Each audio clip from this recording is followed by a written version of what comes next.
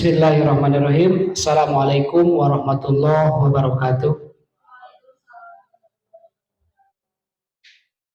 Bismillahirrahmanirrahim. Alhamdulillahirabbil alamin wa bihi nasta'inu ala umuri dunya waddin wa ala alihi wa sahbihi ajmain.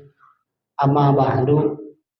Puji dan syukur marilah kita panjatkan ke hadrat Allah yang Maha Ghafur. Salawat serta salam semoga senantiasa dicurah limpahkan ke baginda alam Habibana wa Nabiyana Muhammad Sallallahu Alaihi Wasallam, lupa kepada para sahabatnya, para keluarganya, pada kita semua selaku umatnya. Mudah-mudahan kita mendapatkan syafaat nanti di yaumul kiamah. Amin ya Allah ya Rabbal Alamin. Bapak Kepala Sekolah SDNK Nangasari beserta Bapak Ibu Guru yang saya hormati dan saya banggakan, alhamdulillah pada kesempatan ini kita dapat berkumpul dalam acara diseminasi atau penyebaran budaya positif di sekolah. Kegiatan ini merupakan bagian dari tugas pendidikan guru penggerak yang diampu oleh Bapak Yep Saifuddin. Semoga dengan acara ini kita dapat mengambil ilmu pengetahuan yang dapat diaplikasikan di sekolah kita menuju sekolah kita lebih baik lagi dan lebih maju. Bapak Ibu hadirin sekalian, baiklah, untuk mempersingkat waktu jalannya acara ini, kita acara buka dengan bacaan basmalah bersama-sama. Bismillahirrahmanirrahim. Bapak Ibu hadirin sekalian, semoga dengan bacaan basmalah acara kita dilancarkan dan diridhoi oleh Allah Subhanahu wa taala. Bapak Ibu hadirin sekalian, lanjutkan ke acara selanjutnya, yaitu penyajian materi oleh peserta CGP kali ini, yaitu Bapak Yep Saifuddin. Waktu dan tempat kami persilakan. Bismillahirrahmanirrahim. Assalamualaikum warahmatullahi wabarakatuh. Alhamdulillah, pertama-tama marilah kita panjatkan puji kehadap Allah Subhanahu wa taala yang mana pada siang hari ini kita bisa berkumpul dalam acara pemaparan diseminasi budaya positif. Tidak lupa pula sholawat dan salam mari kita junjungkan kepada Nabi Muhammad Sallallahu Alaihi Wasallam, para sahabatnya, prataminya, tidak lupa pada keluarganya. Mudah-mudahan sampai kepada kita sebagai umatnya. Amin ya Rabbal Alamin. Yang pertama-tama saya ucapkan terima kasih kepada Bapak Kepala Sekolah yang mana sudah memberikan fasilitas tempat maupun dorongan materi maupun keilmuannya kepada saya untuk memberikan pemaparan pada kesempatan kali ini. Tidak lupa kepada rekan-rekan guru SDNK Nangasari, saya ucapkan terima kasih atas waktunya, dorongan doanya, berkenan hadir pada hari ini. Saya ucapkan terima kasih. Mudah-mudahan kebaikan Bapak Ibu guru dibalas sama Allah Subhanahu wa taala dengan berlipat-lipat. Amin. Amin ya Allah ya Rabbal Alamin. Ya, supaya tidak menghemat waktu pada kesempatan kali ini, saya akan sedikit sharing terkait diseminasi budaya positif. Jadi dalam gambaran sedikit tentang guru penggerak dan CGP ini ada 3 modul, yaitu modul pertama, modul kedua, dan modul ketiga. Saya dalam tahap ini yaitu modul pertama. Nah, dalam tugas ini yaitu modul 1.4. Dari modul 1 itu ada modul 1, modul 2, modul 3, modul 1.4. Nah, dalam kesempatan ini yaitu modul 1.4, di mana tugas saya adalah mempresentasikan atau sharing kepada teman-teman tentang diseminasi budaya positif, yaitu pengimbasan materi modul 1.4 tentang penerapan budaya positif di sekolah. Nah, pada kesempatan hari ini yang akan saya jelaskan itu ada 6 poin. Yang pertama, disiplin positif dan nilai-nilai kebajikan. Yang kedua, tentang teori motivasi, hukuman dan penghargaan dan restitusi. Yang ketiga, keyakinan kelas. Yang keempat, kebutuhan dasar manusia. Yang kelima, restitusi, yaitu 5 posisi kontrol nanti sebagai kontrol sebagai guru. Dan yang terakhir, restitusi segitiga restitusi.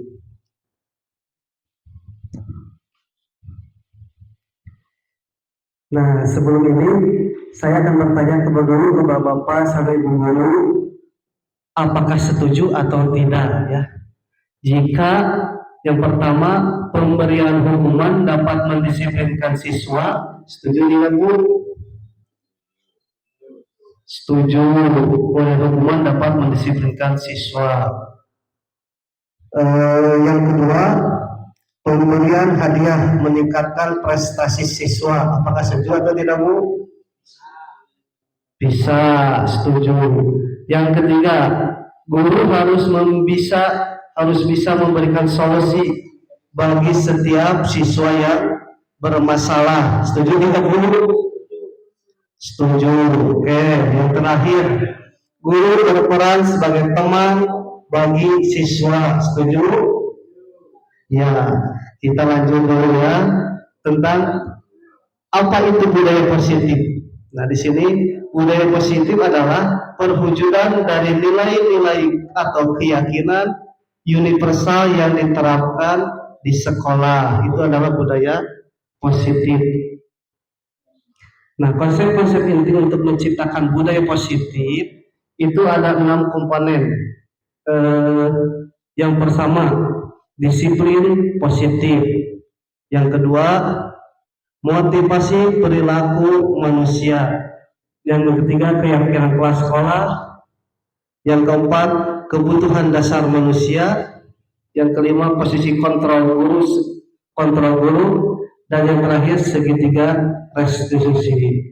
Nah, saya akan coba tentang cobalah buka kegiatan atau menjadi contoh. Kita coba misalkan contoh kita kepalan tangan. Nah ya, contoh kepalan tangan itu di dalamnya ada sesuatu hal yang lebih berharga. Nah itu ya, kalau misalkan kita punya sesuatu yang berharga dalam tangan kita, ada teman kita yang meminta, yang membujuk, apakah kita akan memberikannya atau akan tetap mengepalkannya? Saya akan mencoba bertanya kepada Bapak Ibu, cum yang mau mengepalkan tangan. Mengepal berapa orang? 1, 2, 3, 4. Tanya mengepalkan? Tidak. 2, 3. Yang tidak mengepalkan tangan berarti 4 orang. Ya, kita pengen tahu bagaimana alasannya mengepalkan tangan. Misalkan ada yang meminta, alasannya apa mengepalkan tangan? Kita satu-satu, silakan Pak Dede. Alasannya apa? Alasan saya kenapa mengepalkan tangan setelah ya tadi Bapak informasikan bahwa di tangan saya ini ada benda yang berharga, begitu kan? Nah, menurut pandangan saya sesuatu yang berharga itu memang patut dipertahankan ya. Jadi apabila orang lain meminta atau membujuk untuk memberikan, saya mempunyai kewenangan untuk mempertahankan. Seperti itu mungkin. Ya, terima kasih. Selanjutnya Ibu Lili mengepalkan tangan ya. Ya, silakan. Ya, hampir sama sebetulnya dengan Pak Deden ya. Karena ini kan sesuatu hal yang sangat berharga untuk kita. Ya, kita memiliki kendali untuk bisa mempertahankannya gitu. Itu kan sesuatu hal yang berharga.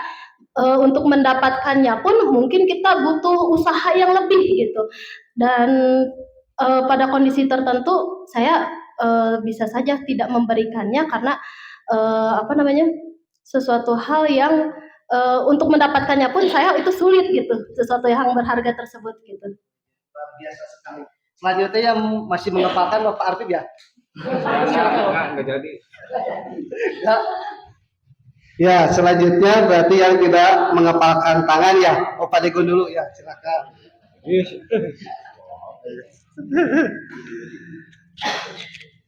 Jadi saya tidak mengepalkan tangan ya Pak. Betul kata Pak Dede Batabul, ini sesuatu yang berharga itu patut dipertahankan ya.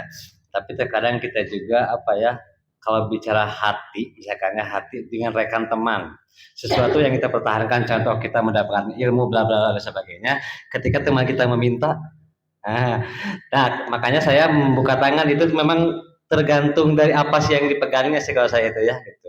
Jadi saya terbuka saja selama itu ada manfaat untuk mereka yang memintanya, begitu Pak.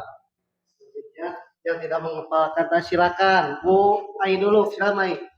Bu apa dulu? Ya, apa dulu ya. Karena menurut saya lebih baik tangan di atas daripada tangan di bawah. Oh, Iya.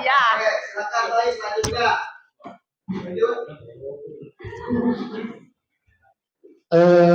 Sama halnya tadi dengan Pak Degun, mungkin saya cenderung begini. Misalkan kita mempunyai barang atau berupa apa ya, walaupun kita itu sangat berharga, misalkan kita dicontohkan, diilustrasikan di suatu gurun, kita sedang berdua, kita itu mempunyai air, sementara teman kita kehausan, misalkan air itu sangat berharga, tetapi demi rekan ya dibagi-bagilah sedikit-sedikit mungkin gitu. Ya itu penginten Pak Yep. Ada lagi Bu Ai, Pak Arbib mau menambahkan? Iya, selanjutnya terlepas mau membukakan tangan, mau mengepalkan tangan. Nah, dalam kegiatan ini mau bertanya lagi, sesungguhnya siapa yang memegang kendali atau kontrol untuk membuka atau menutup kepalan tangan? Siapa yang jadi kontrolnya? Ya silakan, silakan Bu Ai. Silakan. Menurut saya, yang memegang kendali atau kontrolnya itu tetap diri sendiri. Pak Habib menambahkan? Silakan. Kalau menurut saya ya bisa dari orang lain juga ya, dari luar diri juga bisa jadi kontrol. Misalkan harus begini kan gitu ya. Perintah. Bisa saja. Ya, terima kasih. Tepuk tangan buat Bu Ai dan Pak Andi. Oke.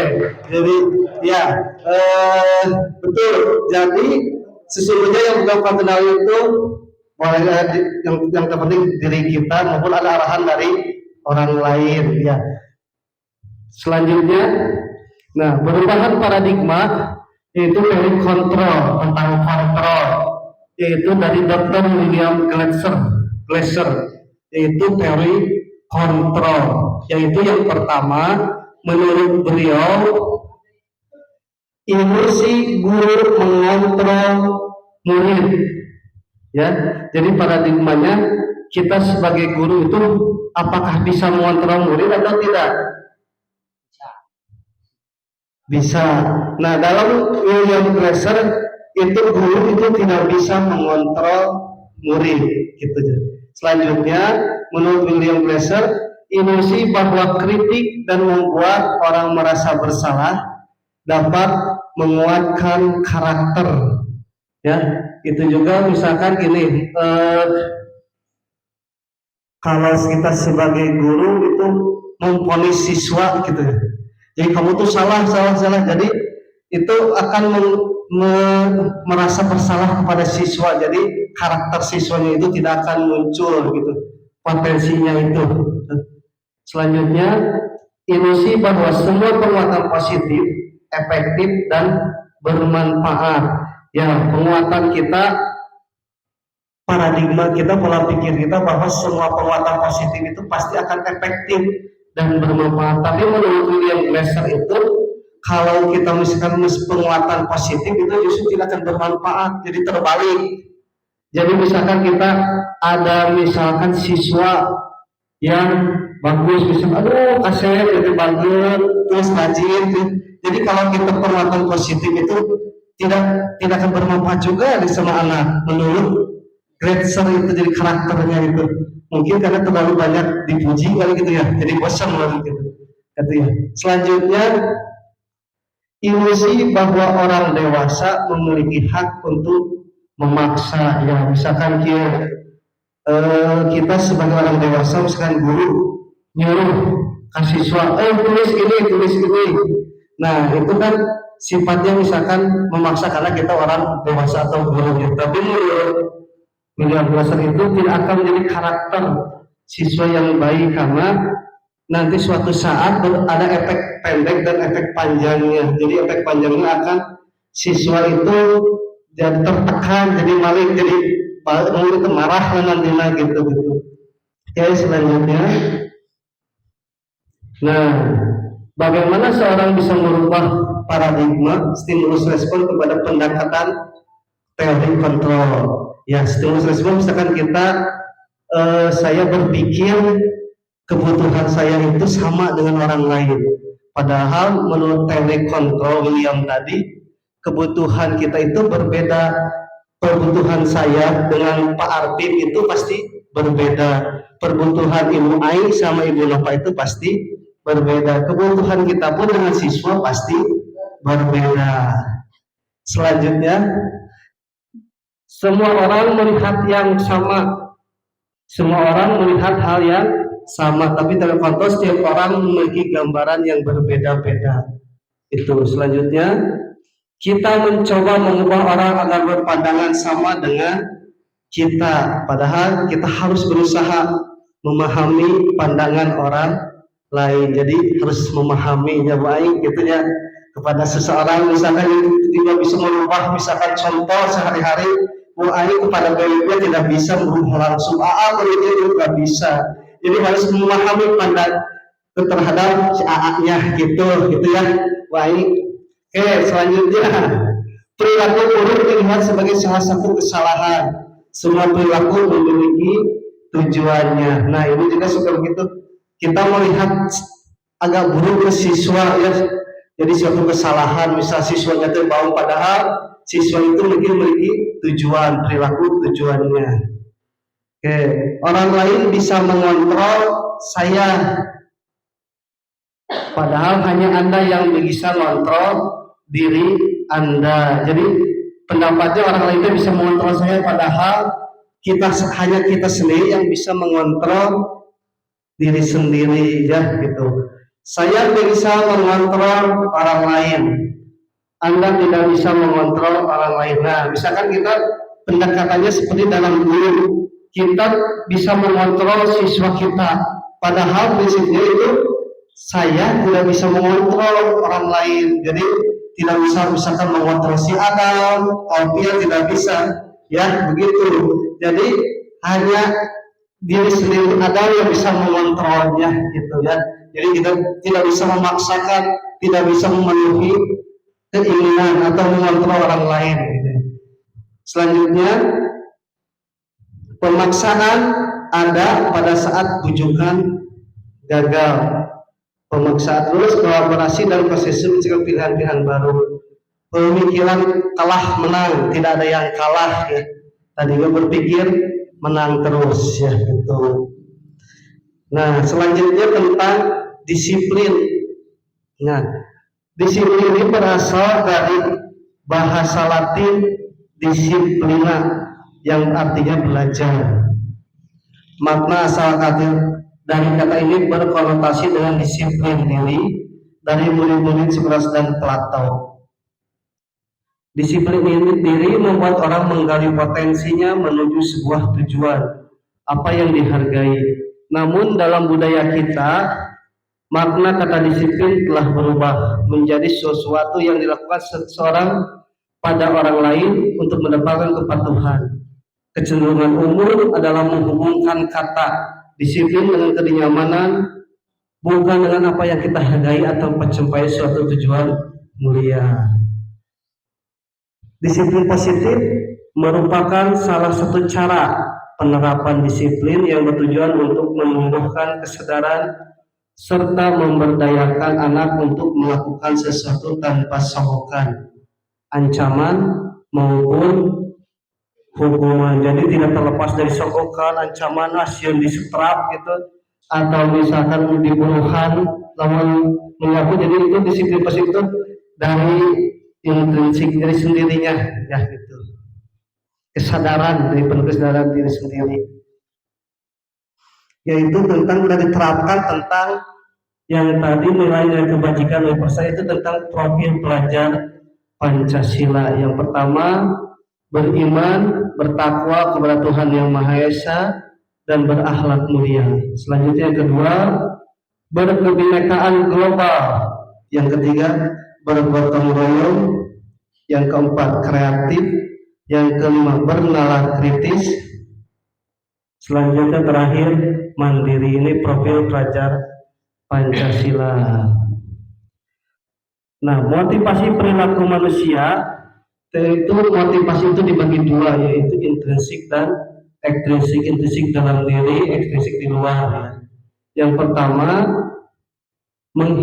contohnya motivasi perilaku manusia, yaitu menghindari ketidaknyamanan atau hukuman. Jadi seseorang dapat melakukan sesuatu karena takut dihukum, gitu kan, dari luar. Itu pengaruh ekstrinsiknya, motivasi intrinsiknya. Yang kedua, mendapat imbalan atau penghargaan atau reward. Jadi seseorang melakukan kegiatan, misalkan kalau bahasa Sunda nama daek sasapu di Wuhan si bapak, misalkan gitu dah. Daek lakukan naon Wuhan itu dari berarti motivasi ekstrinsik atau eksternal dari luar. Nah, yang ketiga, motivasi perilaku manusia itu menghargai diri sendiri dan menjadikan orang yang mereka inginkan. Misalkan belajar dengan tekun, itu bukan untuk dapat ranking 1, bukan untuk dapat hadiah, tapi untuk dirinya sendiri. Jadi berpikir diri sendiri, saya akan menjadi orang yang seperti apa biar saya melakukan ini. Itu. Nah, ini tadi teori motivasi perilaku manusia. Yang pertama, untuk menghindari ketidaknyamanan atau hukuman. Pertanyaannya, apa yang akan terjadi apabila saya tidak melakukannya? Gitu. Jadi misalkan apakah saya bisa melakukan kegiatan ini, apa yang saya akan lakukan? Saya tidak melakukannya, apakah ada hukumannya atau apa? Ini udah dijelaskan. Nah, menurut Ki Hajar Dewantara, merdeka itu artinya tidak hanya terlepas dari perintah, akan tetapi juga cakap buat memerintah diri sendiri. Jadi tidak lepas dari itu memerintah orang lain, tapi memerintah juga kepada diri sendiri. Itu konsep pemikiran Ki Hajar Dewantara. Ki Hajar Dewantara. Nah, di sini tentang hukuman, konsekuensi dan restitusi. Nabi menjelaskan tentang hukuman dulu, identitas gagal dan identitas sukses. Jadi ada 3 ya, tentang hukuman, konsekuensi dan restitusi. Hukuman misalkan sesuatu yang menyakitkan harus terjadi. Kalau konsekuensi itu sesuatu harus terjadi, tapi restitusi merupakan pilihannya. Selanjutnya hukuman tidak nyaman untuk murid atau untuk jangka panjangnya itu tidak akan nyaman. Tapi konsekuensi itu tidak nyaman untuk murid atau anak untuk jangka waktu pendek. Jadi hukumannya, kalau hukuman itu misalkan tidak nyamannya muridnya itu pendek dan panjang, kalau konsekuensi itu tidak enaknya kurang pendek gitu. Tapi kalau restitusi itu menguatkan untuk murid jangka panjangnya. Ya, misalkan kalau kita punya siswa dihukum, jadi hukumnya itu bukan untuk pendek aja, tapi untuk jangka panjang, misalkan gitu. Misalkan kita membentak misalkan tentang mencuri, siswa itu mencuri, misalkan kita dihukum siswa itu gitu. Jadi bukan tidak jangkanya jangka pendek dan jangka panjang teringat-ingat gitu. Kalau konsekuensi misalkan jangka pendek. Selanjutnya hukuman itu murid anak akan tersakiti. Konsekuensinya murid anak dibuat tidak nyaman. Kalau restitusi anak mendapat penguatan. Ya, misalkan penguatan, misalkan anak itu udah punya kesalahan, tapi kita dikuatkan kembali gitu, bukan untuk kesalahannya, jadi memperbaiki untuk kedepannya. Ya, selanjutnya, nah, hukuman, konsekuensi dan restitusi berdasarkan bagian di atas berikut adalah penjelasan tentang hukuman, konsekuensi dan restitusi. Hukuman tidak terencana bersifat satu arah.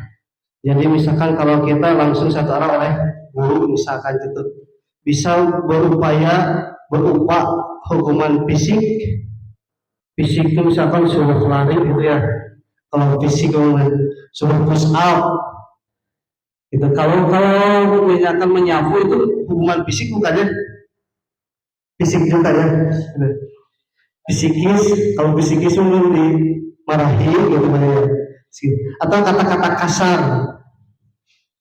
Selanjutnya, kalau konsekuensi bersifat terencana atau sudah disepakati, bentuk-bentuk konsekuensi dibuat oleh guru ya.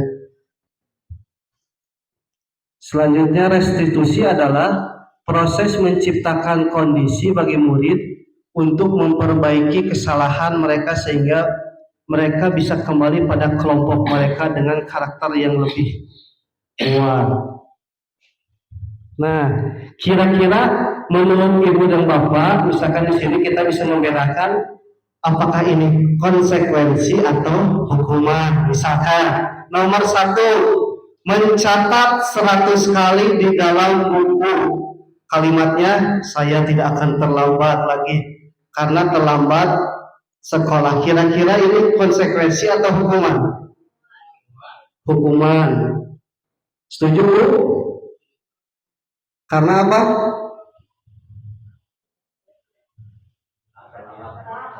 Terlambat ya, jadi hukuman ya.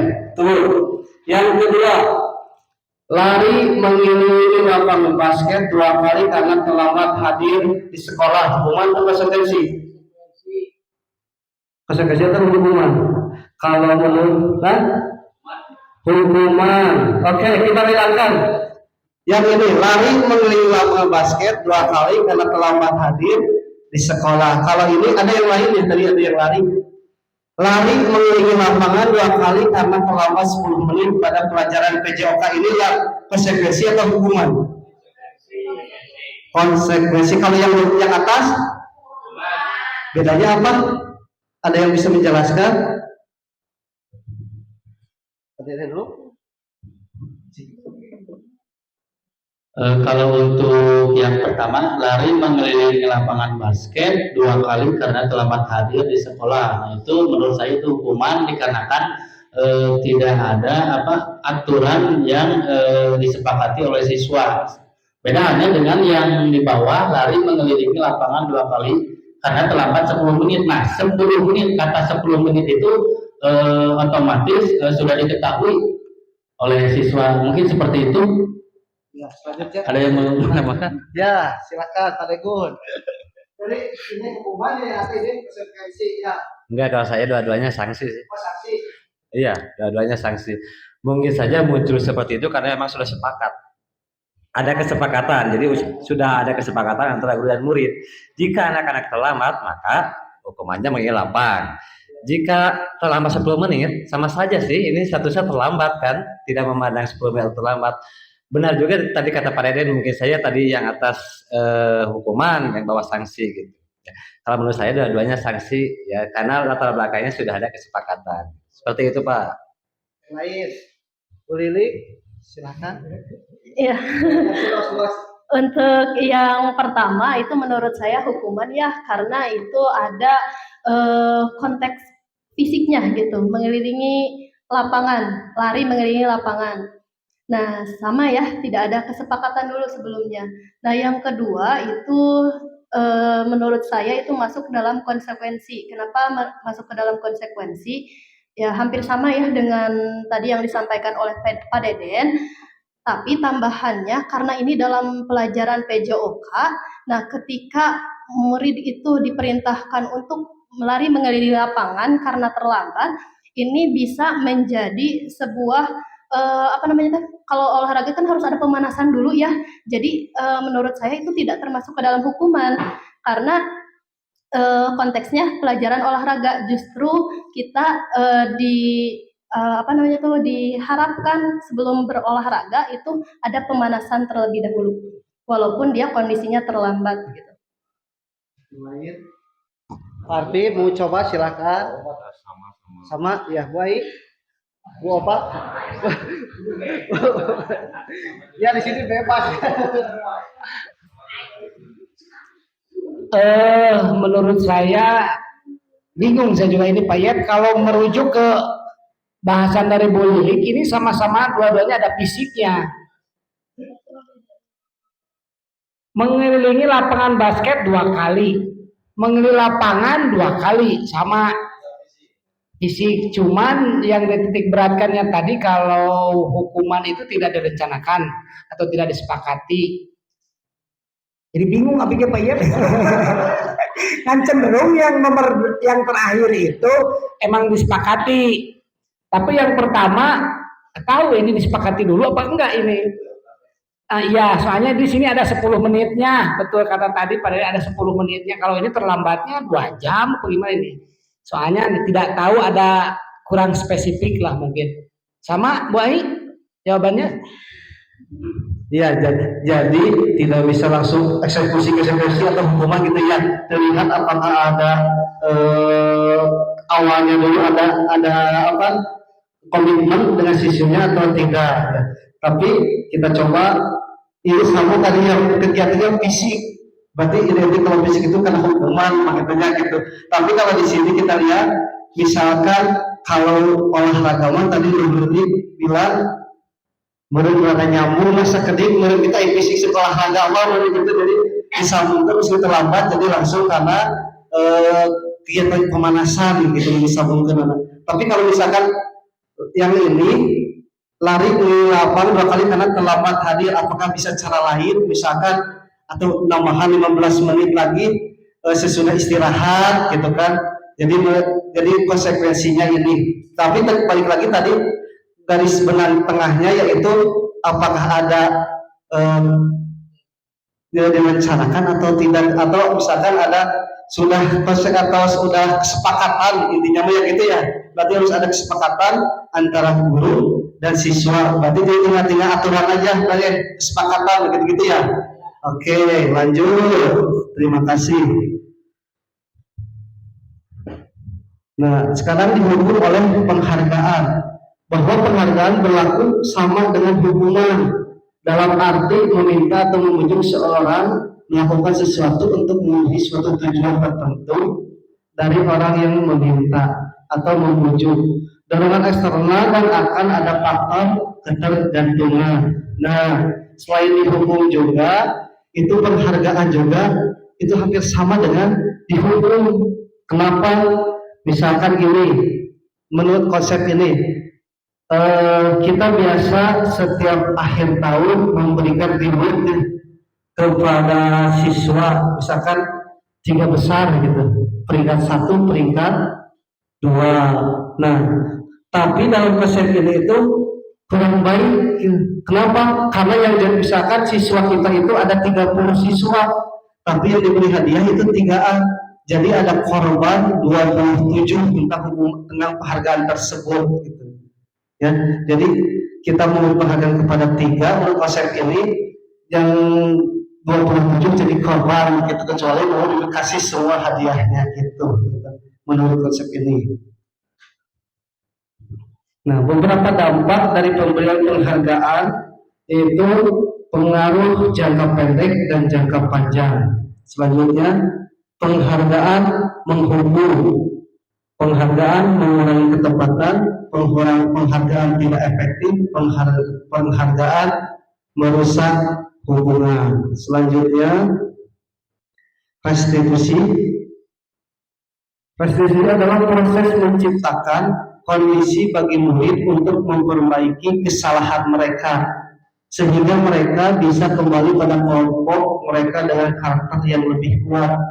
Restitusi juga merupakan proses kolaboratif yang mengajarkan murid untuk mencari solusi untuk masalah mereka dan membantu murid berpikir tentang orang seperti apa yang mereka inginkan dan bagaimana mereka harus memperlakukan orang lain.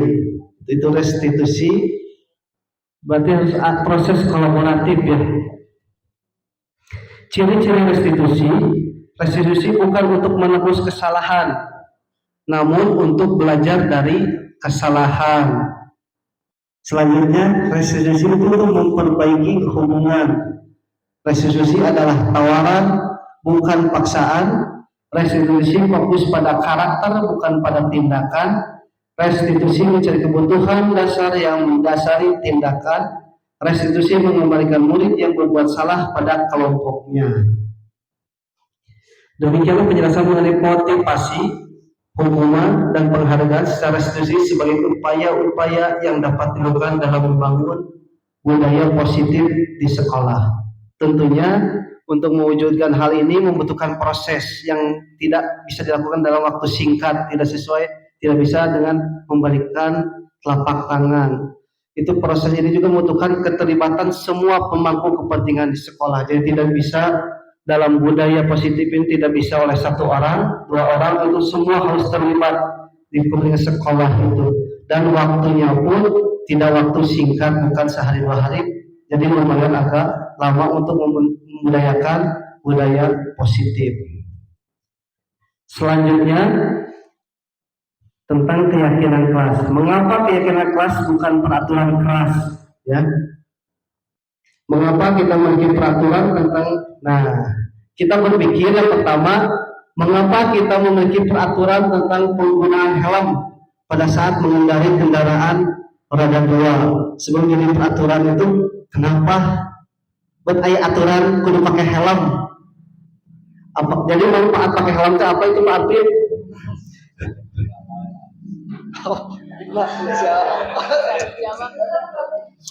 Banyak sekali ya manfaatnya itu. Yang pertama itu menjaga kepala kita untuk terhindar dari benturan yang keras. Karena kepala itu benda yang sangat penting ya, betul? Mungkin itu manfaatnya. Terus ada lagi mata tidak pedih. Kalau kita menuturkan truk tadi suka pedih ya mata, nah itu menjaga mata tidak pedih. Terus angin juga tidak masuk ke telinga ini. Angin ya tidak banyak namanya dedengean lah muncul saat mengendarai motor.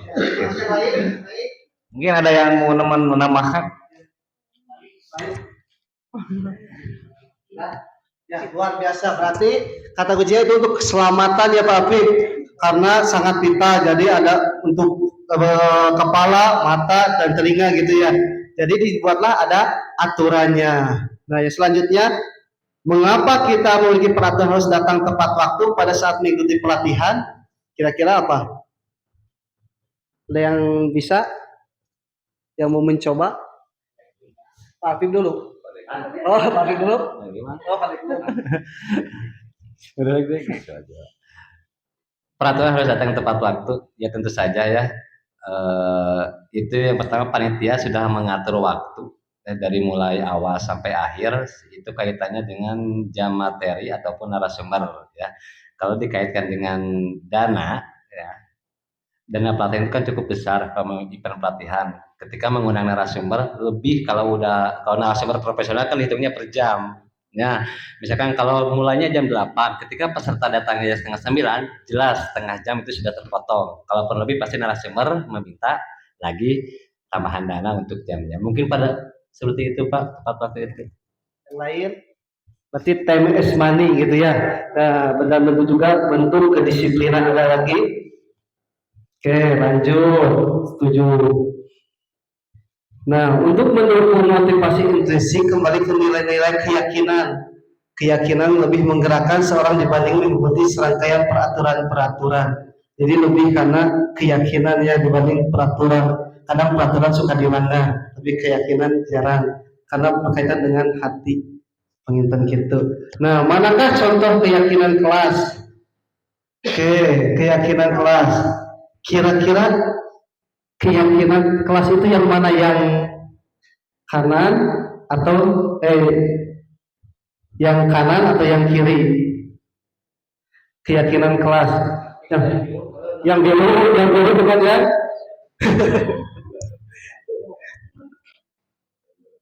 Oke, yang biru atau yang warna apa yang dia? Biru. Keren. Oke, kita bacakan dulu. Yang biru atau yang biru? Oke. Alasannya Pak, bagaimana silahkan Pak. Baik, kalau melihat yang pink itu memang untuk umum mungkin ya, bukan untuk kelas, kayaknya untuk seluruh. Ya. Siswa harus hadir di kelas tepat pada waktunya. Ya. Piket kelas dilakukan lebih awal, wajib memakai seragam. Nah, saya itu memandangnya ada seragamnya Pak. Ya, kalau yang lainnya bisa jadi keyakinan kelas sebenarnya ya, betul. Sopan santun bisa masuk keyakinan. Dilarang menyalakan handphone dalam kelas bisa peraturan bisa keyakinan. Tapi kalau melihat ini dari beberapa kalimat ada wajib memakai seragam sesuai ketentuan, itu menjelaskan peraturan sekolah. Nah, kalau di dalam biru itu tidak ada kalimat yang merujuk pada peraturan, semuanya keyakinan kelas yang harus dilakukan oleh siswa. Nah, kalau menurut saya kan peraturan dan keyakinan kelas tadi kata Pak Iyapan, siswa lebih condong meyakini keyakinan kelas ya, melakukan keyakinan kelas daripada peraturan lebih sering dilanggar karena peraturan itu kan dibuat oleh orang lain. Nah, kalau keyakinan kan siswa sendiri yang membuat atau kita sendiri yang membuat. Jadi kita juga selain membuat harus bertanggung jawab. Seperti itu Pak. Luar biasa. Tepuk tangan lah Pak Bu. Selanjutnya ada tambahan lagi. Pak Den yang mana Pak Den? Yang biru atau yang krem? Sama yang biru silakan. Gimana Pak Den? Menurut saya berdasarkan contoh dari keyakinan kelas, kalau disuruh memilih ya antara yang pink dan biru, ini saya cenderung ke pilihan yang biru ya. Kenapa? Karena tadi sudah dijelaskan bahwa sama Pak Yep, keyakinan kelas itu terbentuk karena hati ya, karena dari hati yang paling dalam. Ya. Contohnya itu di sini kalau melihat di warna biru, bertanggung jawab mengerjakan tugas piket. Nah, itu berarti dari hatinya itu harus ada rasa tanggung jawab gitu. Kemudian bersikap jujur. Nah, bersikap jujur itu kan bukan aturan ya, tetapi itu munculnya dari hati gitu kan. Beda halnya dengan yang pink. Nah, kalau yang pink itu kan siswa harus hadir di kelas tepat pada waktunya. Nah, itu berarti semacam perintah gitu kan. Kalau perintah berarti termasuk ke dalam sebuah aturan mungkin ya, bukan keyakinan. Mungkin cukup sekian. Ya.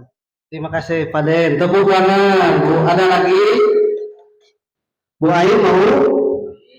Bu Nova? Bu Lilik? Oh ya, silakan Bu Lilik. Iya, menambahkan ya, kalau menurut saya keyakinan kelas itu ada pada yang gambar biru ya. Nah, mengapa demikian? Karena pertama, dari perbedaan pernyataannya, di yang biru itu sudah menampakkan nilai-nilai kebajikan. Nah, sedangkan pada gambar yang krem, yang pink ya, nah itu ada kalimat harus ya. Nah, itu seolah ada paksaan. Terus di kalimat yang terakhir ada kata dilarang. Nah, sementara keyakinan kelas itu harus dibuat dengan menggunakan pernyataan yang positif. Ya, terima kasih. Tepuk tangan buat Bu Lilik. Ada lagi Pak Ardi? Mau coba? Ya, di sini tidak ada benar yang salah ya, itu ya. Lagi, Pak Jan? Ya, kita meyakini semua keyakinan kelas, yaitu yang biru. Udah pada jelas, sudah paham, alhamdulillah. Udah jelas tadi sama Pak Degun, Pak Dedi, Pak Deden, sekarang Bu Lilik. Ya, lanjut. Udah. Nah, peraturan misalkan selalu kembalikan buku ke tempatnya. Kira-kira nilai kebajikannya itu tentang apa? Kedisiplinan, apalagi tanggung jawab bisa ya. Selanjutnya dilarang mengganggu orang lain. Keyakinan kelasnya apa?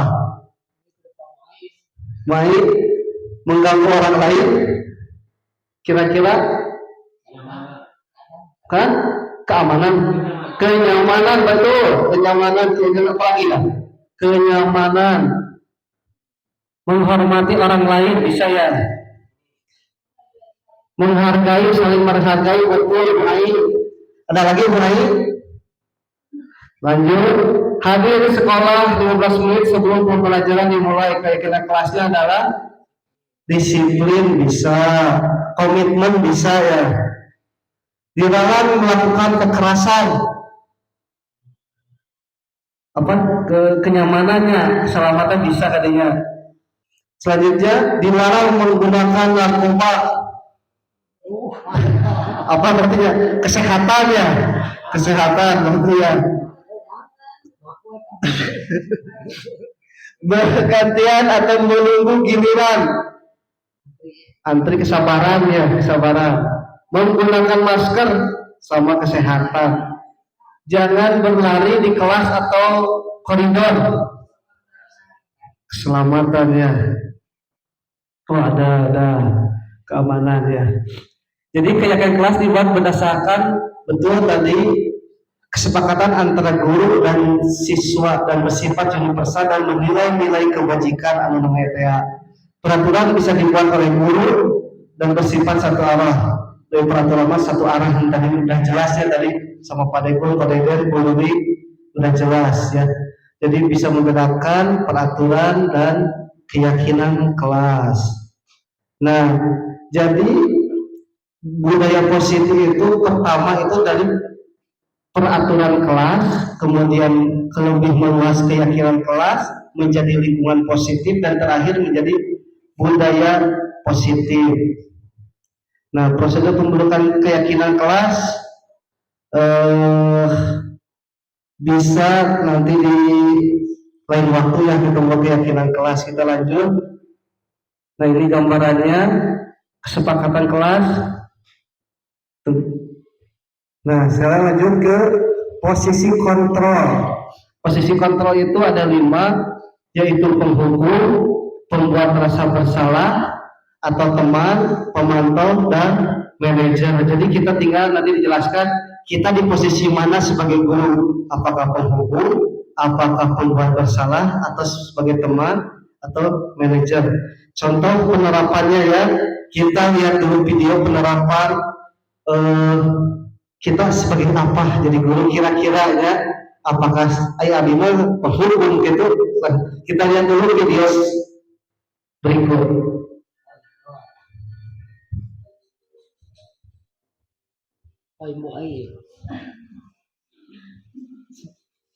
Keren soalnya.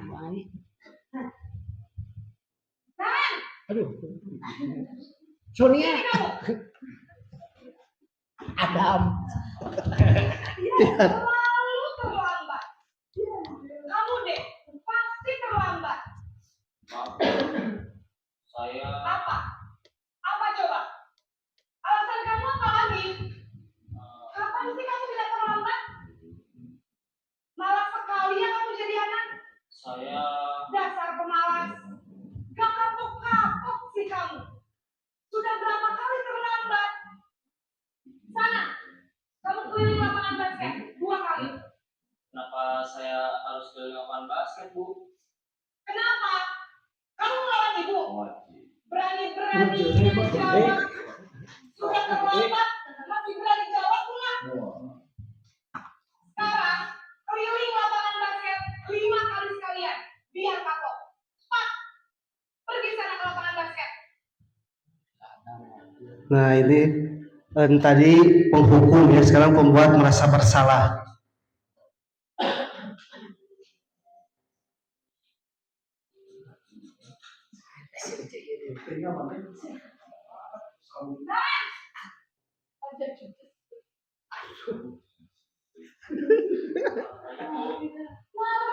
Naren, kamu kenapa terlambat lagi, nak? Ya Tuhan, Naren. Kamu senang ya bikin ibu susah ya? Kalau kamu terlambat lagi, nanti ibu yang ditegur bapak kepala sekolah, nak. Disangka ibu tidak bisa membina kamu.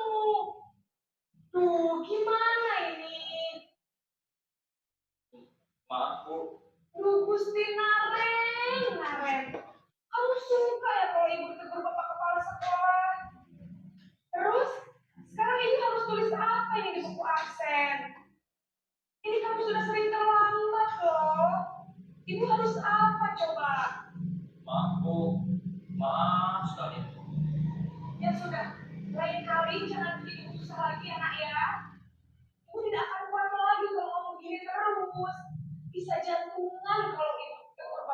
Sana cepat kelas.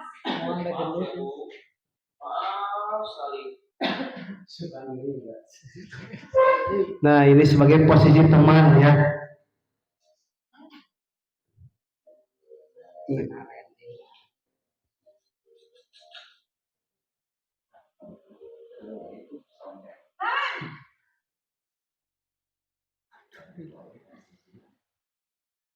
Selamat pagi Bu. Wah, sudah jam berapa ini nak? Terlambat lagi ya sayang.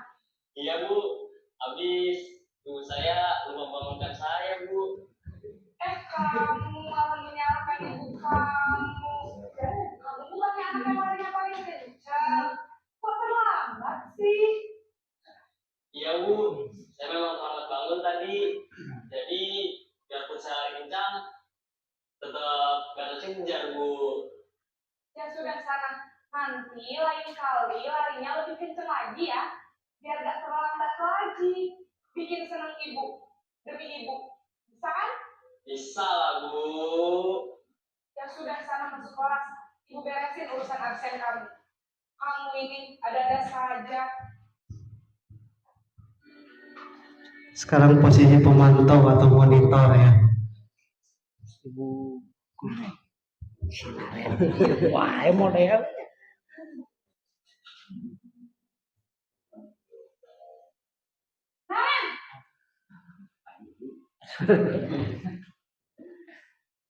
Selamat pagi Bu. Naren, apa peraturan sekolah kita tentang jam berapa kita harus masuk sekolah, nak? Kita harus di sekolah jam 7 Bu. Iya, betul. Sekarang sudah jam 7.20. Naren sudah tahu konsekuensinya jika terlambat hadir. Paham Bu, saya harus tinggal kelas pas jam istirahat selama 20 menit. Iya, benar. Konsekuensinya demikian. Jadi nanti jam 9.30, pas istirahat, kamu harus tinggal di kelas, kerjakan tugas tambahan untuk ketertinggalan kamu, ya? Baik Bu. Terakhir posisi manajer ya.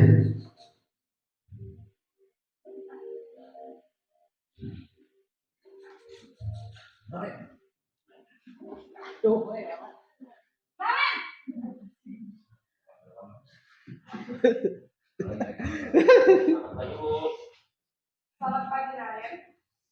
Maaf Bu, saya terlambat. Iya, sekolah masuknya jam 7, sekarang sudah jam 7.20. Jadi sekarang bagaimana ini, Naren? Maaf Bu, saya lupa set alarm saya semalam. Baiklah, menurut kamu, keyakinan sekolah yang mana yang perlu kamu tingkatkan? Menghargai diri sendiri dan orang lain mungkin ya Bu. Setuju. Jadi, apakah Naren meyakini prinsip saling menghormati tersebut? Iya Bu, saya meyakininya. Apakah Naren bersedia memperbaiki masalah keterlambatan ini? Bersedia Bu. Bagaimana kamu akan memperbaiki masalah keterlambatan ini? Saya akan coba untuk tidak lupa menyetel alarm saya Bu. Baik, kalau Naren lupa menyetel alarm di rumah, ada orang yang kira-kira bisa bantu mengingatkan tidak? Oke, sambil menunggu kira-kira Bapak Ibu sudah di posisi mana Bu? Kalau saya masih di penghukum kayaknya. Jadi ada 5 ya tadi, ada posisi kontrol itu penghukum, apalagi Bu Pak? Apa? Pemantau, teman, manajer, pembuat kesalahan ya, gitu. Merasa bersalah gitu ya. Oke, kira-kira mana yang paling susah gitu? Manajer dulu ya. Ya, sebentar masih menunggu. Ada gangguan teknis.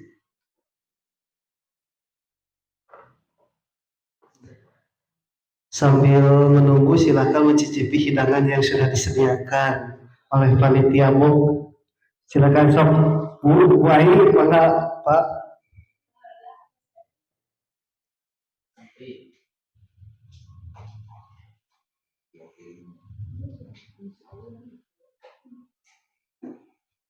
Selanjutnya ada satu materi lagi tentang restitusi. Ya, restitusi.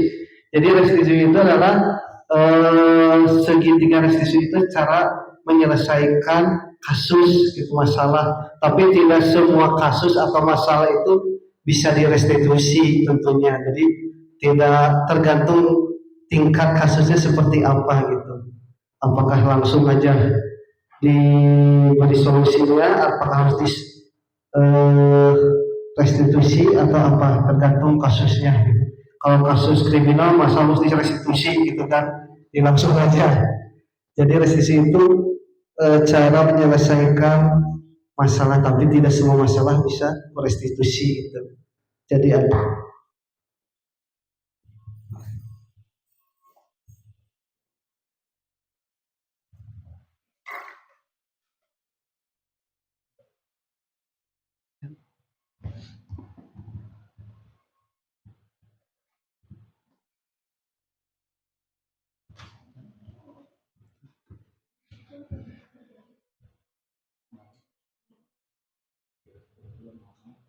Nah, sambil menunggu, apakah misalkan ada tanggapan atau menambahkan tentang yang tadi terkait kedisiplinan atau budaya positif, tentang manajer atau, nah, mulai dengan kelas sebentar. Ya tadi tentang 5 kontrol ya, tentang hukuman, manajerial, bermasalah, dan selanjutnya kebutuhan dasar manusia. Itu ada 5, yaitu bertahan hidup, psikologi, yang kedua kasih sayang dan rasa diterima, 3 penguasaan, 4 kebebasan, dan 5 kesenangan. Ya, dunia berkualitas adalah tempat khusus dalam pikiran Anda, tempat Anda. Lanjut aja. Nah, kita ke segitiga restitusi. Jadi segitiga restitusi adalah ada yang pertama menstabilkan identitas. Misalkan setiap orang pasti pernah melakukan kesalahan, kamu bukan satu-satunya yang pernah melakukan. Selain menstabilkan identitas, yang kedua validasi tindakan yang salah. Yang ketiga menanyakan keyakinan. Ya, biar lebih paham kita lihat videonya ya. Oke. Cara segitiga restitusi, bukan rem lagi ya sekarang mah.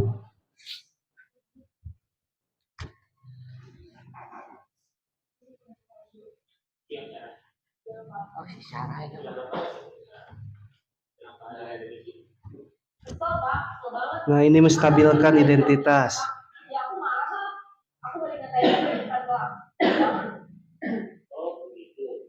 Ya pasti kamu marah dan kesal. Bapak juga akan marah apabila ada yang menyebut Bapak seperti itu. Kemudian pada saat itu kamu mau melakukan apa? Ya saya langsung ngatain Eka lah Pak. Betul banget. Saya bentak-bentak dia di depan lain. Oh begitu.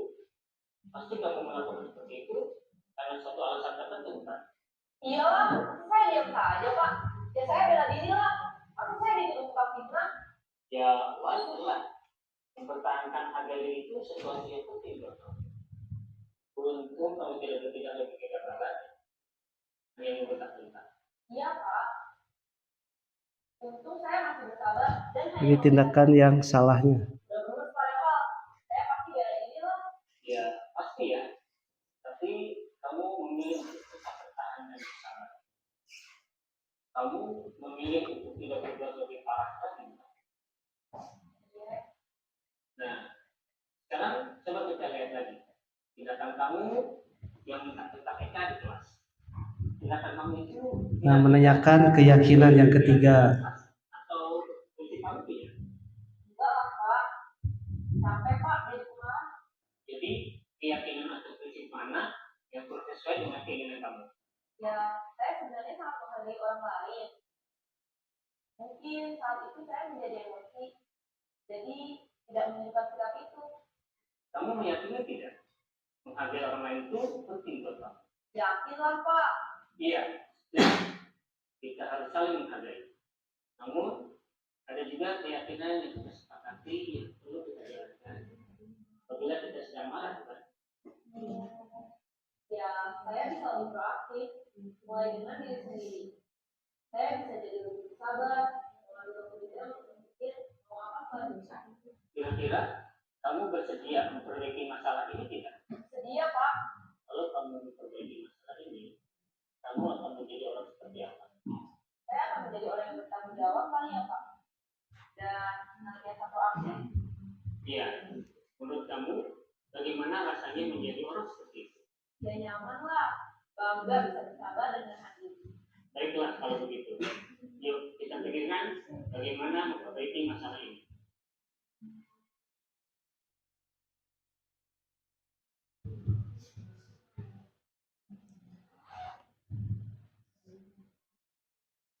Nah, udah terakhir barusan tentang keyakinan kelas. Jadi ada 3 ya. Tadi segitiga revisi itu yang pertama menstabilkan jalan, distabilkan adalah siswanya supaya tidak amak-amakan akan nanti apa. Yang kedua divalidasi tindakan yang salah. Misalkan dikaitkan dengan pertanyaan, adakah cara yang lebih efektif untuk yang kamu butuhkan? Nah, lalu menanyakan keyakinan apakah sesuai atau tidak. Jadi ini segitiga restitusi, tapi tidak semua kasus, tidak semua permasalahan dapat diselesaikan dengan segitiga restitusi ini. Ya, mungkin sekian yang dapat saya sampaikan. Bila ada tanggapannya, tambahannya, kami persilahkan untuk waktu yang seluas-luasnya. Silahkan. Ya, terima kasih kepada Pak Yep sebagai narasumber pada kegiatan kali ini. Baiklah Bapak Ibu sekalian, apabila ada yang menambahkan atau menguatkan atau menanyakan tentang bahasan yang telah dipaparkan oleh Bapak Yep, kami persilakan. Baik.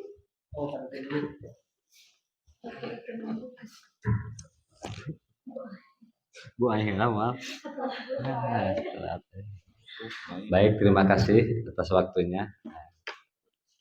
Bapak narasumber luar biasa itu penjelasannya. Tepuk tangan dulu tuh.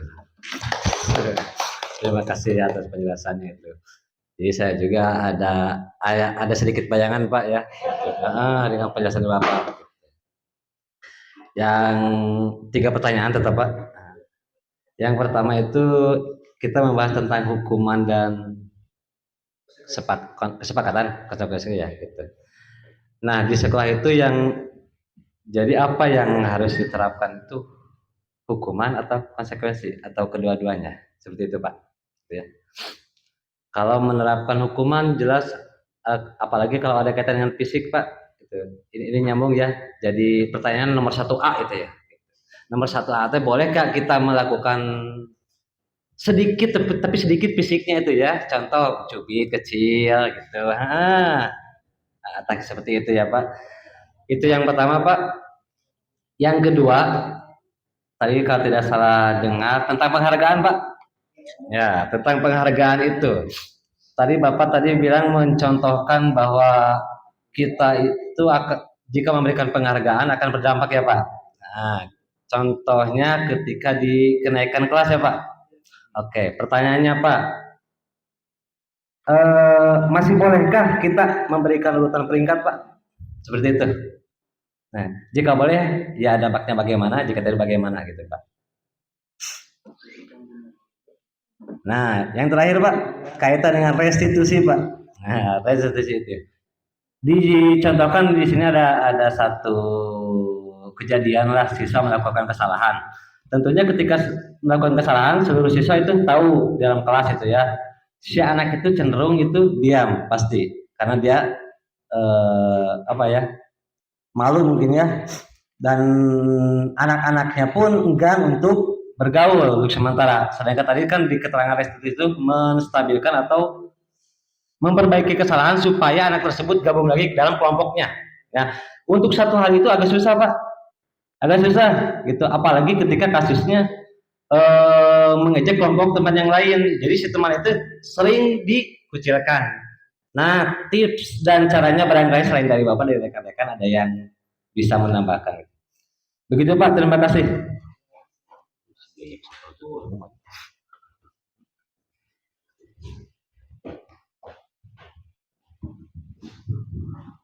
Satu-satu dulu ya, mencoba sharing tentang yang tadi, apakah mau hukuman atau misalkan konsekuensi seperti itu ya. Ya, kalau menurut saya itu kalau hukuman itu ada berjangka. Sebentar.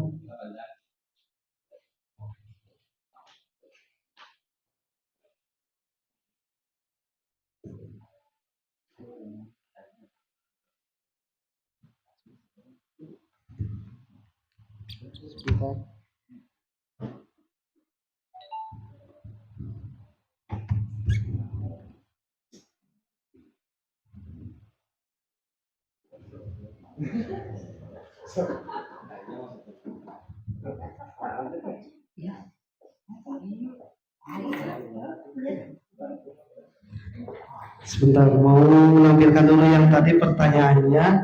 Jadi, apakah hukuman atau konsekuensi? Jadi menurut saya ada di sini yang ketiga, restitusi. Jadi kalau hukuman itu, kalau menurut ini definisinya gagal.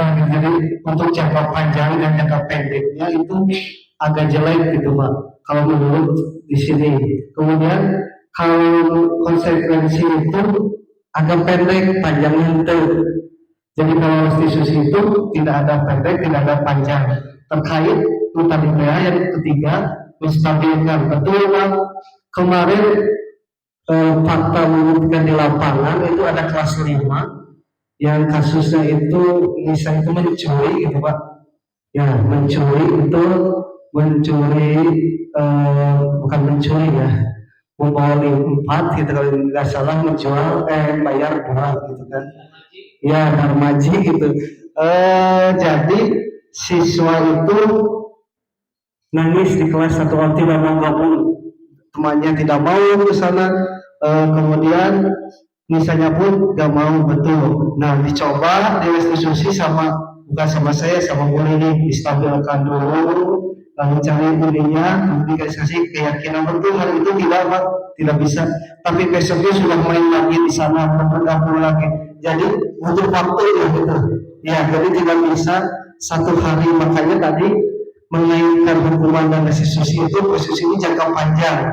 Jadi tidak kalau bahasa Sunda makan sama langsung ada gitu. Jadi prosesnya agak panjang. Begitupun tadi betul saya sepakat. Jadi tidak langsung hari itu langsung bisa bergabung juga, meskipun anak-anak butuh waktu dan proses. Tapi kemarin saya lihat hari pertama tidak dari sudah istirahat itu nangis, tidak mau gabung, tapi besoknya istirahat lagi 24 jam sudah gabung lagi. Gitu Pak. Itu.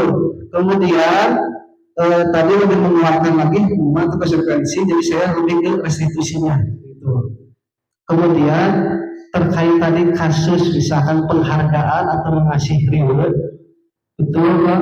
Jadi yang saya pikir begini, misalkan siswa itu ada 30 orang, kita mengasih reward dan bangga kepada anak didik kita yang sudah sukses, yang saya didik itu bisa, jadi kasih 3 hadiah.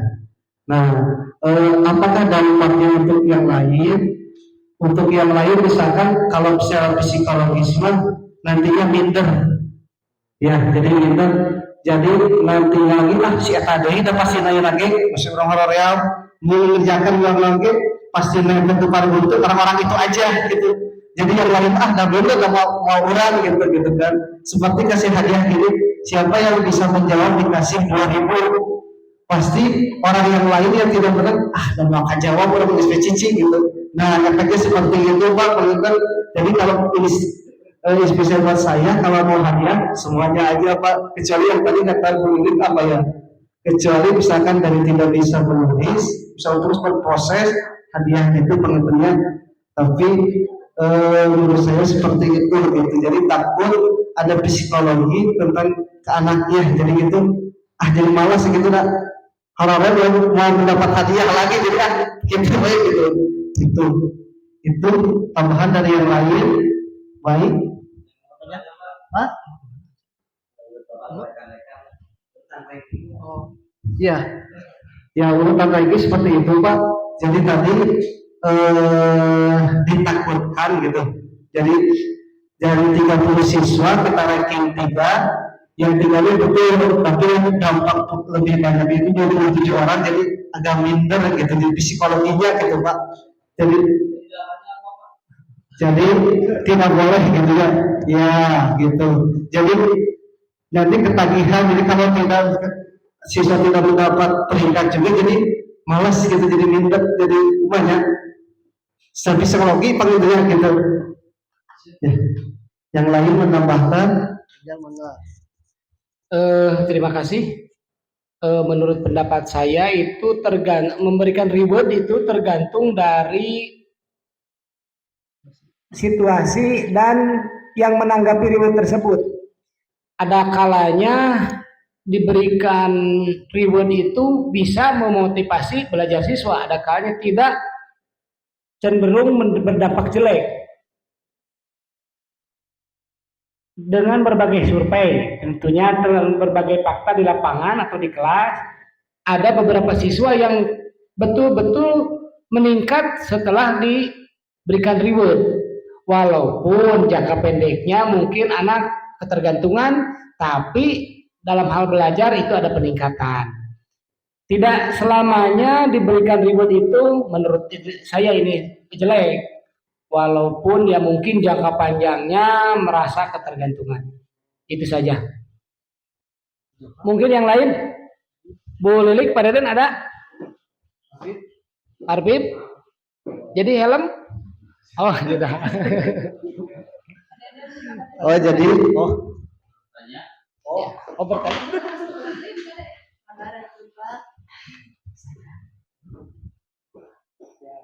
Mohon izin bertanya. Ada 2 pertanyaan ya terkait materi yang tadi dipaparkan.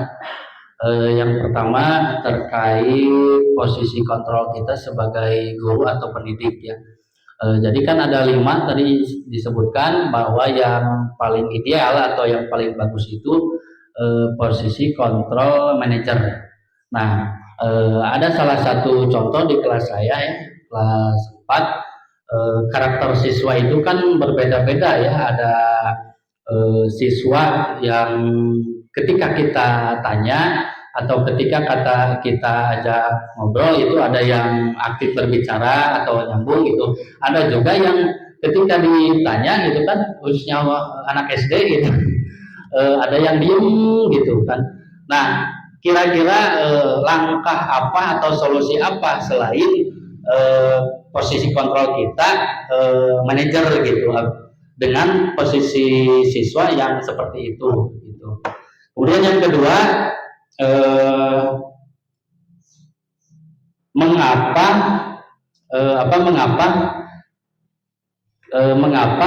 perlu menerapkan budaya positif di sekolah, kira-kira kenapa gitu, kemudian hal positifnya itu seperti apa. Sekian, terima kasih.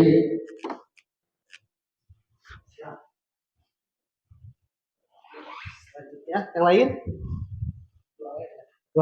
Oke.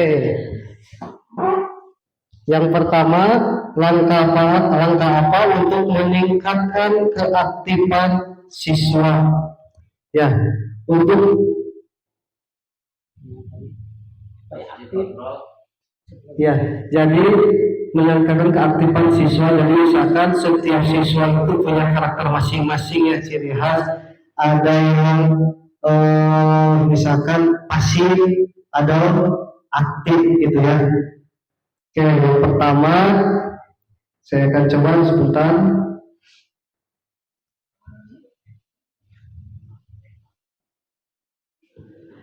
Jadi dalam intinya, dalam posisi manajer itu Pak, tidak jadi bagaimana kita bisa membantu siswa mencari solusi. Ya, misalkan kita pasif, orangnya itu solusinya bisa dengan mengajak temannya. Jadi itu berkolaborasi. Jadi misalkan orang ini tidak aktif, kalau aktif gampang ya ngobrol, tinggal begini ngobrol. Nah, bagaimana kalau menanggapi siswa ini kurang aktif di chat jangan dia dengan guru. Mungkin kita bisa menekankan dengan temannya. Jadi mengajak berdua dan ngobrolnya. Jadi dengan pendekatan berkolaborasi. Jadi tidak bisa misalkan kita tidak bisa diselesaikan dengan orangnya, bisa dengan temannya berkolaborasi intinya. Tidak bisa dengan temannya, bisa dengan orang tuanya. Gitu. Jadi intinya dengan meningkatkan kolaborasi. Jadi jangan misalkan kekurangan ini ngobrol asahaya bisa dengan temannya, teman dekat, bisa dengan keluarganya. Gitu. Oh, selanjutnya dulu. Menambahkan Pak Yep, menurut pendapat saya tentang bagaimana langkah untuk meningkatkan kita sebagai manajer siswa yang kurang aktif. Menurut saya ada beberapa langkah. Yang pertama, sering diajak komunikasi. Yang kedua, kebetulan kalau lihat kelas 4 itu sudah berkelompok ya Pak Den. Jadi sangat mudah untuk disatukan dengan orang yang aktif. Kedua, yang ketiga, sering diberi tugas atau ditugaskan ke depan. Misalkan untuk mengisi soal-soal atau bagaimana untuk presentasi. Biasanya itu menurut saya. Yang pertama tadi diajak komunikasi, yang kedua disatukan dengan siswa yang lebih aktif, dan yang ketiga yang diharapkan itu dengan yang siswa lebih aktif, keaktifan temannya itu menular ke dia gitu. Yang terakhir mungkin sering diberi tugas terutama atau mempresentasikan di depan kelas. Mungkin itu. Mungkin yang lain ada? Bu Lili, silakan dulu. Oh, Ratna. Wahai. Apa tadi pertanyaannya? Supaya anak aktif.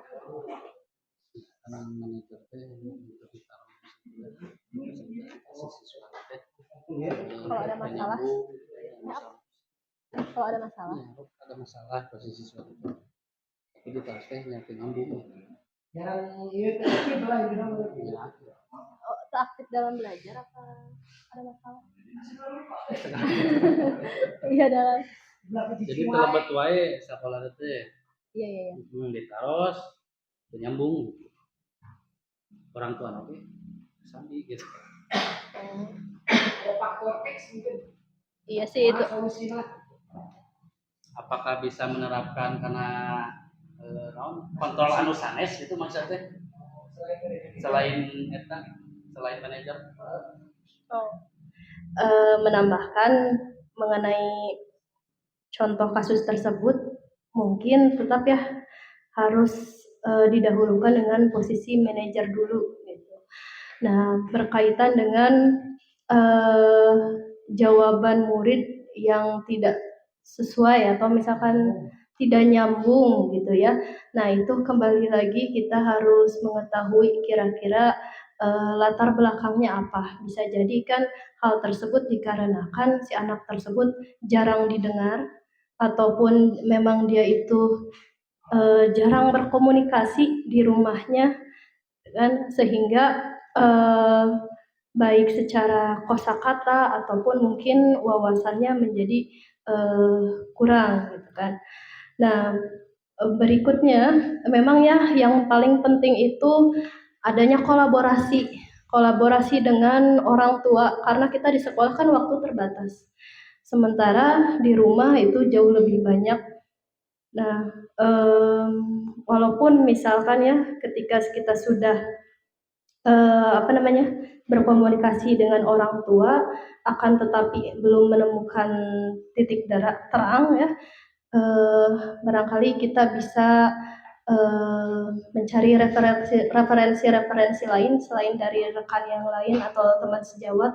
Bisa juga mungkin dicari berdasarkan keilmuannya gitu, secara psikologisnya itu apa, kemudian apakah memang ada faktor tertentu gitu ya dari siswa tersebut gitu, bisa dikatakan faktor X gitu. Itu barangkali. Siap. Jadi tidak hanya manajer saja bisa menerapkan dengan teman, dengan metode teman, jadi ajak ngobrol teman, jadi itu serius gitu di manajer bisa juga gitu. Selanjutnya, mengapa kita harus berbudaya positif? Nah, di sini tugas dari pendidikan itu adalah membangun karakter yang baik, misalkan attitude yang baik. Jadi kita setiap pendidikan itu harus bertujuan menanamkan karakter. Jadi apalah arti sekolah kalau tidak ada karakter yang baik? Cerita di rumah, sekolah tapi menunjukkan jika sekolah udah gitu ta. Nah, dalam budaya positif seperti ini, jadi mengarahkannya ke sana juga, jadi ke karakter yang baik gitu. Jadi siswa itu jadi punya karakter yang baik. Apa daya kalau misalkan berpendidikan tapi tidak berkarakter, beradab. Nah, jadi sangat penting sekali membiasakan budaya positif gitu. Jadi kembali ke tujuan sesuai Permendiknas gitu. Jadi apalah artinya pendidikan, kita sekolah tapi adabnya tidak mencerminkan pendidikan. Jadi bertujuan kepada karakter yang baik semua siswa gitu. Ada yang menambahkan lagi?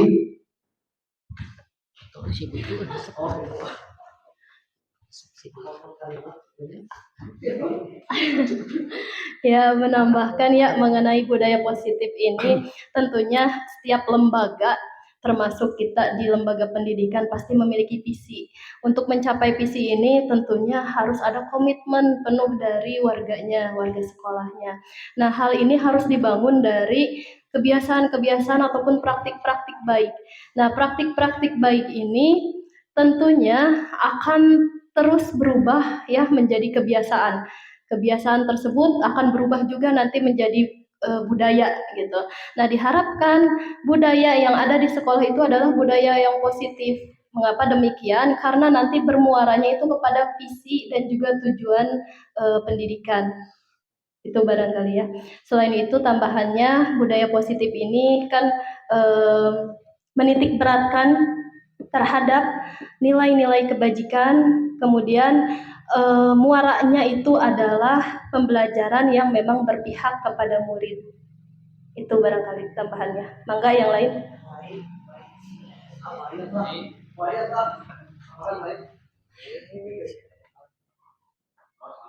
Mau kontrol apa, Boy?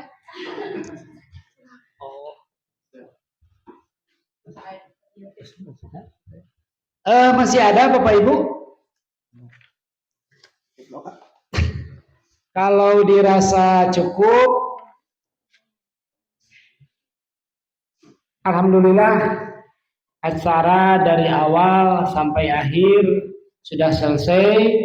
Semoga dengan diskusi hari ini atau diseminasi penyebaran budaya positif di sekolah banyak manfaatnya, banyak ilmu yang dapat kita gali dari kegiatan ini yang bertujuan mungkin untuk diaplikasikan di kehidupan atau di lembaga ini dalam kehidupan sehari-hari.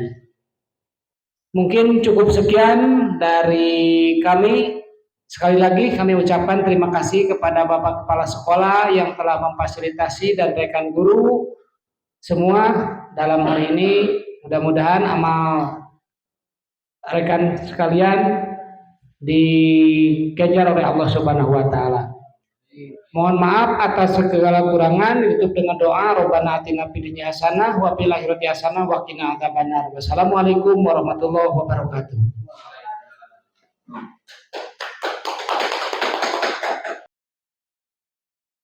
Assalamualaikum warahmatullahi wabarakatuh.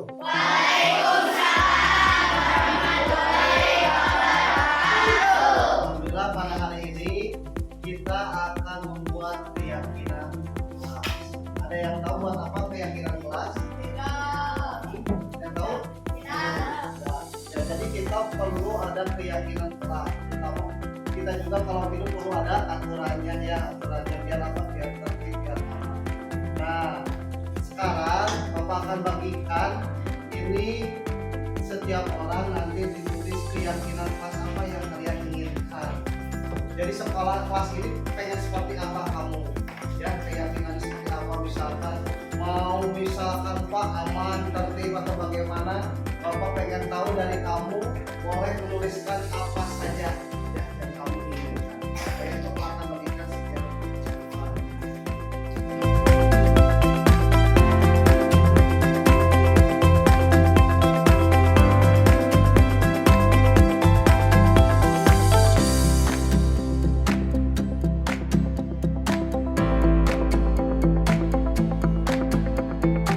Kita akan bahas keinginan yang kalian harapkan. Yang pertama, banyak saya saling peduli antar sesama teman, tertib saat pemanasan dan berbaris, tertib saat berbaris, harus disiplin dan rapi, ingin olahraga dengan tertib dan aman.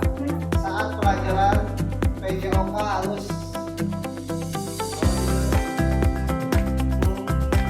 memakai baju olahraga, jangan bertengkar saat olahraga. Ya, kita akan pisah-pisah mana yang sama, mana yang beda. Nanti kita akan berkesimpulan ya. Secara tertib saat berbaris, rapi.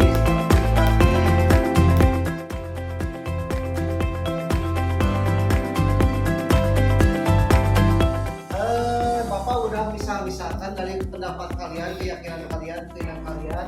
Banyak Bapak simpulkan, ada tentang ketertiban, tentang disiplin, peduli, rukun, dan kebersihan. Dan yang paling banyak itu adalah tentang ketertiban. Contoh, tertib ketika sedang berbaris, tertib saat pemanasan dan berbaris, atau tertib sedang berolahraga, berbaris yang tertib saat pelajaran berlangsung. Nah, Bapak mau tanya, siapa yang bisa menyimpulkan tentang ini semua, tentang ketertiban? Ada yang mau mencoba menyimpulkan? Cung? Tentang ketertiban? Kita harus tertib dalam boleh. Kita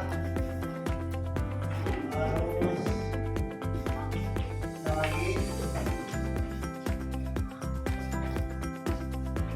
dalam segala hal. Ada lagi? Baru ada lagi yang mau mencoba menyimpulkan? Atau udah aja ini tentang ketertiban? Sepakat tidak? Kalau sepakat kita lanjut tentang disiplin. Ada yang mau menyimpulkan tentang disiplin? Ya, siapa? Yang mau? Boleh, mau perempuan, mau ya, apa? Disiplin dalam berpakaian boleh. Disiplin dalam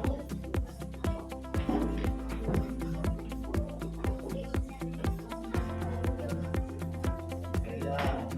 Yang lain atau sudah sepakat aja? Disiplin dalam berpakaian. Berpakaian apa? Olahraga maupun seragam. Nanti udah aja ya. Disiplin dalam berpakaian. Ada yang lain menambahkan lagi kata-katanya? Atau setuju? Oh, nomor 3. Nomor 3 itu tentang peduli. Ada yang mau menyimpulkan? Apa?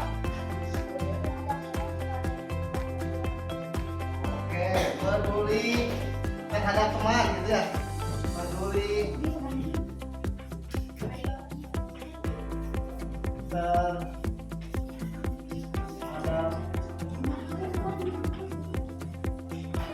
teman.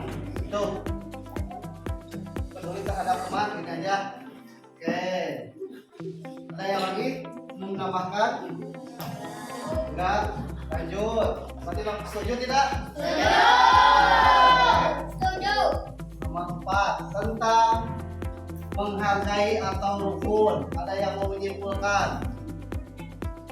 Siapa? Siapa yang mau menyimpulkan tentang menghargai atau rukun? Siapa? Wayan mau? Siapa? Oh. Kita harus rukun dengan teman boleh. Kita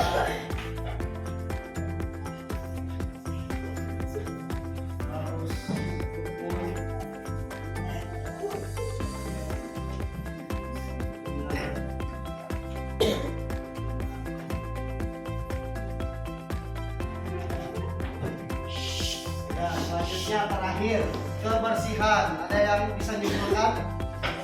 Ada yang mau? Kebersihan? Siapa? Oh, ini siapa, Pak? Kita boleh. Kita harus apa? Ini harus selalu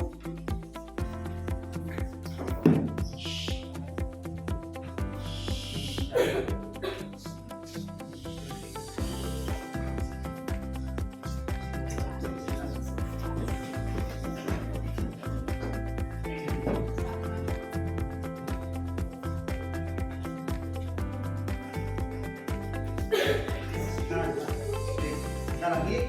Dan? Ya.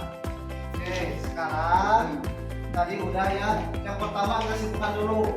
Kita harus tertib dalam segala hal. Setuju? Setuju. Kedua, disiplin dalam berpakaian. Setuju? Peduli terhadap teman. Setuju. Kita harus rukun dengan teman. Kita harus selalu menjaga kebersihan.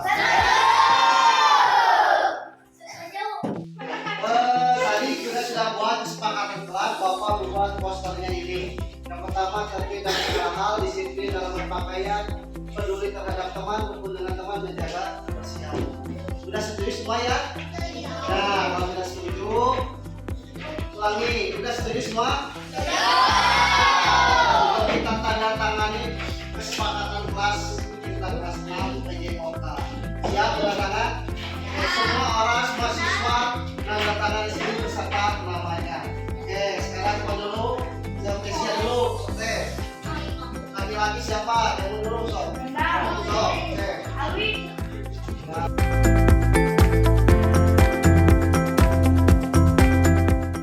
Ya, kita sudah membuat keyakinan kelas. Bapak akan memberikan umpan baliknya pada semua siswa. Nanti diisi kasih lagi ke Bapak ya.